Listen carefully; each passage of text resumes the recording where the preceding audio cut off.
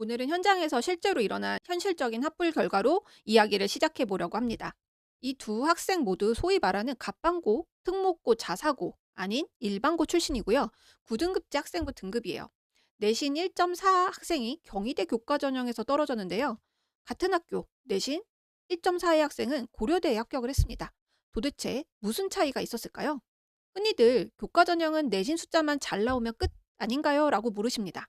그런데 지금 주요 대학들의 선발 방식을 보면요. 상황이 완전 달라졌죠. 그래서 요새 전문가들은 학생부 교과 전형이 종합 전형화 되었다라고도 표현을 합니다.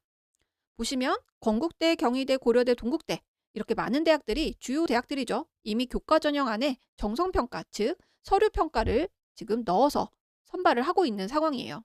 특히 동국대 같은 경우는 학생부 가이드북에 아예 대놓고 서류 종합평가의 영향력이 매우 크다라고도 써놨습니다. 제가 자주 강조하는 말들이 있는데요. 등급은 입장권이고 정성평가가 반영된다면 탐구력이 보여야 합격 티켓을 쥐게 된다는 거예요. 이제 A 학생과 B 학생의 사례를 통해 비밀을 파헤쳐 보도록 하겠습니다. 케이스 A 1.4 학생인데요. 성실했지만 약간 부족했던 1.4등급 학생이었어요. 희망은 이공계열이었고요. 이 학생 경희대 교과전형에 불합격했습니다. 1.4등급인데 떨어진 이 학생 활동이 없었을까요? 아니요. 정말 열심히 했어요. 학교생활 기록만 보면 누구보다 성실해 보였습니다. 그리고 이 학생은요.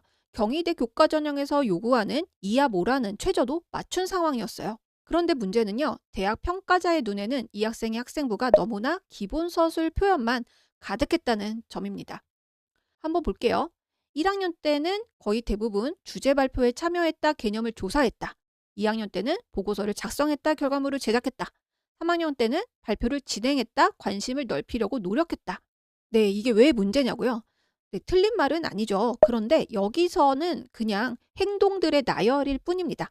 대학은 이 문장을 보고 학생의 역량을 판단할 수가 없어요. 왜냐? 이 세 가지가 빠져 있기 때문인데요. 왜? 이 주제였을까? 왜 뭐가 궁금했니? 동기가 빠져 있었고요. 어떻게 파고들었는지 과정이 안 보였고요.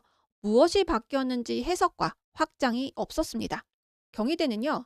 교과 전형에서 학업 수행과 교과 이수의 충실도를 보죠.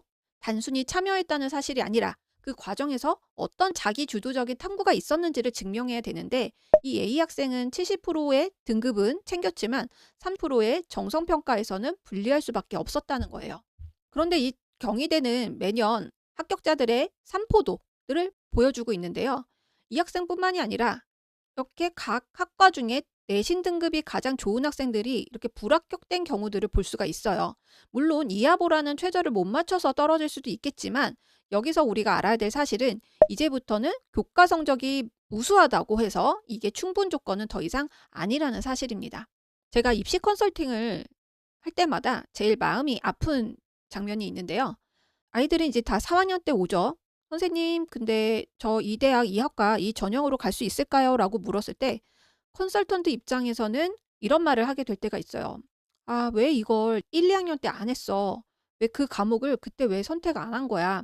근데요, 그 말은 아이 입장에서는 그냥 무너지는 말이에요. 이미 지나간 시간을 통째로 부정당하는 느낌이기 때문입니다. 그래서 저는 단순히 합부를 맞추는 컨설팅보다는 모르고 지나쳐서 억울한 일이 생기지 않도록 미리 구조를 알려주는 일들에 조금 더 집중을 하게 됐습니다. 그래서 전 단순히 합부를 맞추는 컨설팅보다는요, 모르고 지나쳐서 억울한 일이 생기지 않도록 미리 구조를 알려주는 일에 더 집중을 하고 있어요. 방금 보셨던 그 A 학생도 아마 내신만 열심히 하면 당연히 되는 줄 알았을 가능성이 큽니다. 그래서 저는 이미 아이의 학생부를 보고 결정된 결과로 전략을 말해주는 컨설팅보다는 몸은 힘들어도 학교에 가서 아이들과 며칠씩 부딪히면서 아이들이 성장하는 게 눈에 보이는 탐구력 캠프나 탐구력 수업이 개인적으로는 성취감이 큰 것 같습니다. 케이스 B, 같은 학교 같은 4등급인데 고려대를 합격한 학생이에요. 이 학생도 비슷한 내신 등급을 가졌지만 이 학생은 고려대 교과 전형에 합격을 했습니다. 똑같이 이공계를 희망한 학생이에요. 근데 왜 결과가 달랐을까요? 일단 고려대 교과 전형 구조부터 정확히 봐야 되는데요. 고려대는 2026학년도부터는 교과 90%와 서류 10%를 반영을 하는데 이 학생이 지원했던 2025학년도에는 교과 80%와 서류 20% 그리고 수능 최저 3합 7이라는 상당히 높은 기준을 요구하는 전형이었어요. 즉 내신이 좋아야 되고요. 서류의 질적 수준이 분명해야 되고요. 수능 최저까지 충족해야 비로소 합격 가능성이 열리는 구조였어요. 그리고 이 20%의 서류 평가에서 고려대는 이런 요소들을 종합적으로 평가를 합니다. 교과 이수 충실도, 계열 관련 교과 이수, 학업 자세와 태도, 그리고 학업 수행의 충실도, 공동체 역량. 여기서 중요한 포인트는 이거예요. 이걸 학생부에서 읽어낼 수 있느냐입니다. 이 학생은 서류 평가에서 왜 강했을까요?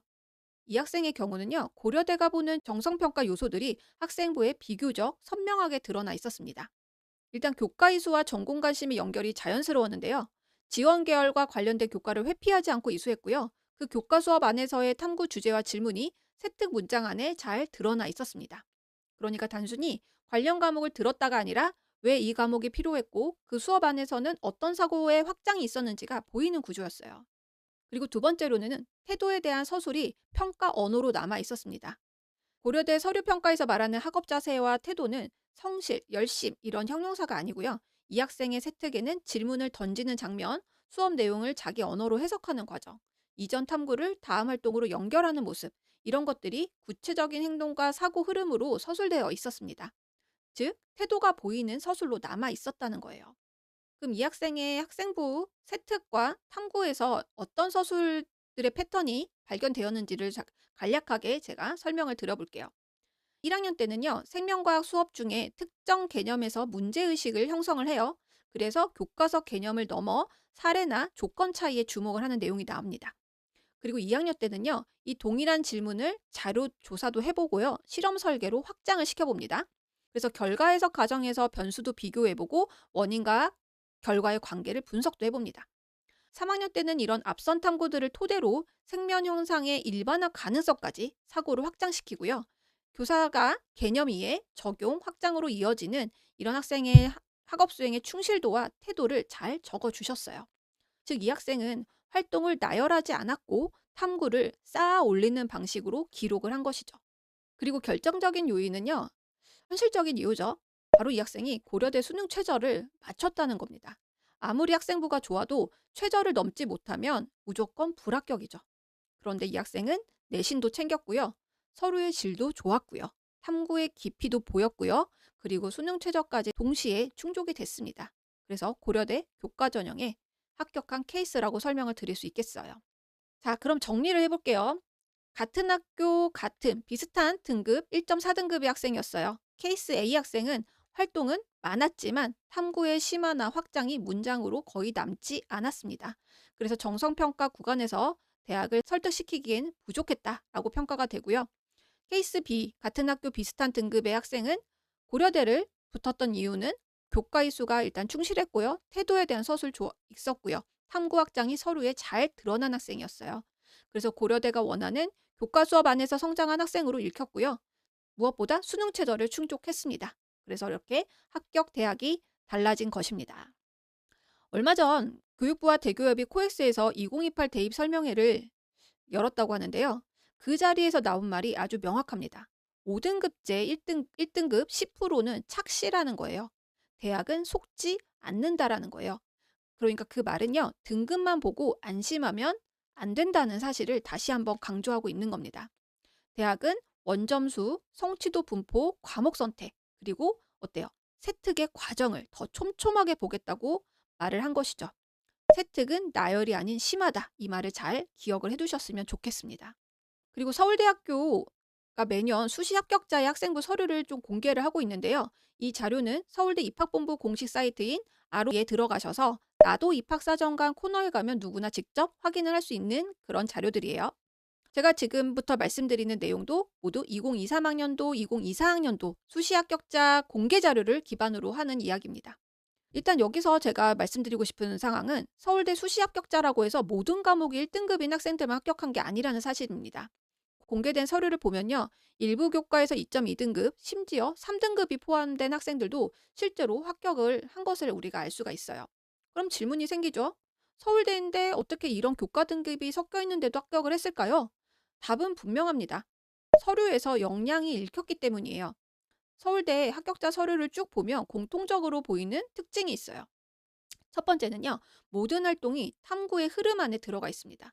단순히 발표했다, 조사했다, 보고서를 썼다가 아니라 수업 중 어떤 지점에서 질문이 생겼고 그 질문을 해결하기 위해 무엇을 찾아봤고, 자료를 비교하거나 해석하면서 관점이 어떻게 바뀌었고, 그 결과 다음 수업이나 다른 과목으로 어떻게 확장이 됐는지 이 흐름이 문장 구조 자체에 잘 남아 있습니다. 그리고 태도와 과정이 결과보다 더 선명하게 기록이 돼 있어요. 서울대 합격생의 세특을 보면 우수한 결과를 냈다보다는 수업에 어떻게 몰입했는지, 토론에서 이 학생이 어떤 역할을 했는지, 친구들의 질문에 어떻게 설명했는지, 어려운 개념을 끝까지 붙잡고 해결하려 했는지, 이런 학업 태도와 사고 과정이 교사의 언어로 반복해서 확인이 됩니다. 이게 바로 서울대가 말하는 학업 역량의 실체라는 것이고요. 세 번째는 등급의 빈틈을 탐구의 밀도가 메우고 있습니다. 등급만 놓고 보면 이 과목은 왜 2등급이지 싶은 학생도 있어요. 그런데 서류를 읽어보면 그 과목 안에서 단순 암기가 아니라 개념 간 연결을 시도했고 자기 질문을 만들었고 다른 교과나 독서로 확장한 흔적이 분명히 남아 있습니다. 즉, 점수는 1등급으로 완벽하지 않아도요. 학습의 깊이와 방향은 분명한 학생이라는 게 서류로 설득이 되는 거죠. 그래서 서울대 합격자 서류를 보면 이런 느낌이 들어요. 이 학생은 왜 이런 과목을 들었는지 알겠고 수업 시간에 뭘 고민했는지도 보이고 앞으로 어떤 공부를 할지도 그려진다. 이게 바로 서울대가 공개 서류를 통해 보여주는 메시지입니다. 등급이 전부였다면 굳이 이런 서류를 공개할 이유가 없겠죠. 결국 정리하면 이겁니다. 서울대도 고려대도 경희대도 그리고 기타 다른 대학들도요. 교과 전형이라고 해서 점수만 보는 전형은 이미 끝났다라는 사실입니다. 그래서 등급은 입장권이에요. 일단 예선을 통과해야 되는 것이고요. 합격을 결정하는 건 학생부 안에 남아있는 탐구의 논리와 태도라는 것입니다. 이제부터 결론을 내보겠습니다. 교과 전형 이런 정성평가가 들어가는 전형에서 1등급 학생들이 무너지는 3가지 함정을 설명을 드려볼게요. 함정 1은 기본 서술 표현만 가득한 경우입니다. 성실히 참여함, 열심히 노력함, 관심이 많음, 우수함. 이렇게 성실하다 열심히 했다는 가산점이 아니라 기본값이에요. 대학 입장에서는 평가 근거가 되기 어렵습니다. 학생부에 사고 과정이 보이도록 해야 되고요. 일단 동기가 있어야 되죠. 궁금했다. 그래서 근거, 찾아봤다. 그리고 과정이 보여야 됩니다. 비교라든지 분석을 했다라든지 그리고 이것의 의미를 정리해야 됩니다. 그게 해석이겠죠. 그리고 다음 질문으로 확장을 시켜야 됩니다. 이게 심합니다. 이런 패턴이 드러나야 되고요. 두 번째는 고등학교 3년이 여러 주제의 체험기가 되는 것입니다. 활동이 많아도 이 학생의 중심축이 없으면 대학은 이렇게 물어요. 그래서 이 학생은 뭐를 깊게 파고든 학생이지? 이렇게 물을 수가 있다는 것이죠. 그래서 핵심 질문을 일단 1개를 만들어 보고요. 보조 질문을 2개에서 3개 정도로 연결해 보세요. 그래서 활동은 이 질문을 증명하는 그런 장면으로 한번 배치를 해보시기 바랍니다. 세 번째는요. 과목 선택과 탐구가 따로 노는 것입니다. 경희대도 교과이수 충실도를 보고요. 건국대도 교과정성평가에서 학업 역량, 진로 역량을 보고 있고요. 동국대도 서류 종합평가 영향력이 크다고 못 박았다고 얘기를 드렸죠. 즉 대학은 이렇게 읽습니다. 이 과목을 왜 들었고 그 수업 안에서 탐구가 어떻게 깊어졌지? 이런 부분들을 본다는 것이고요. 그래서 과목 선택의 이유가 세특 문장 안에서 증명이 되면 좋아요. 그래서 수행평가나 수업 탐구가 전공 관심의 증거로 연결되면 매우 좋습니다. 그래서 오늘 말씀드리고 싶은 영상의 결론은 하나입니다. 등급은 입장권이고 탐구력은 합격 티켓이라는 것이고요. 이제 교과 전형에서도 내신 등급만 가지고는 합격하기가 장담하기가 어려운 그런 상황입니다. 그리고 다시 말하지만요. 3학년 때 왜 이걸 안 했어라는 말을 듣고 무너지는 아이가 없었으면 좋겠습니다. 그래서 저는 계속해서 미리 준비할 수 있는 구조를 알려드리는 일을 하려고 합니다. 오늘 영상이 도움이 되셨다면 좋아요, 구독, 알림 설정 부탁드리고요. 다음에도 도움되는 영상으로 찾아뵙겠습니다. 지금까지 이로울쌤이었습니다. 감사합니다.